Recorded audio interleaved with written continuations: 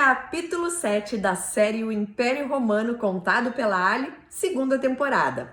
E hoje vocês vão descobrir quem assumiu o Império Romano depois da morte do Calígula. Segundo os historiadores, no momento do assassinato do Calígula, estava com ele o Cláudio, que era irmão do Germânico, o pai do Calígula e, portanto, tio do Calígula. E o Cláudio estava escondido atrás de uma cortina, morrendo de medo de ser assassinado também, e aconteceu exatamente o contrário. Depois da morte do Calígula, o exército romano aclamou o Cláudio imperador romano. E assim, o irmão bobo do Germânico virou o quarto imperador da dinastia Júlio-Claudiana.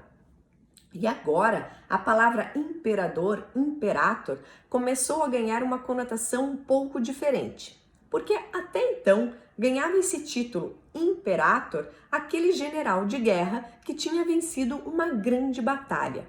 E o Cláudio até então não tinha vencido nenhuma batalha. Aliás, a família tentou sempre manter o Cláudio longe da carreira política e militar, porque ele tinha um problema físico e era gago, e portanto era considerado inapto para uma carreira política ou militar.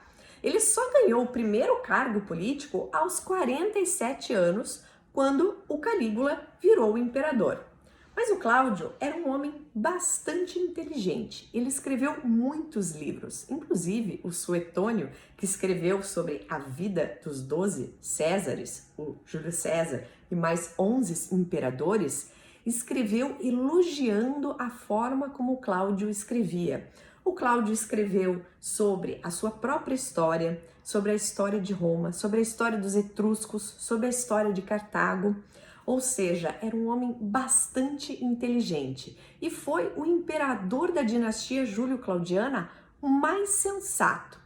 Mas ele tinha duas fraquezas: comida e mulheres. O Cláudio casou 4 vezes, mas as mais importantes para nossa história são as duas últimas esposas. A terceira foi a Valéria Messalina, que diz que traía o Cláudio de todas as maneiras e ele continuava fazendo tudo o que ela queria. Mas uma dessas traições foi fatal para Messalina e ela recebeu a pena de morte. Com a Messalina, o Cláudio teve um filho chamado Britânico. E agora, o Cláudio prometeu que nunca mais na vida dele ele iria se casar. Só que, claro, que ele não cumpriu a promessa dele, porque eu já contei que ele casou pela 4ª vez. Quem será que foi a 4ª esposa do Cláudio? Eu conto para vocês no capítulo de amanhã.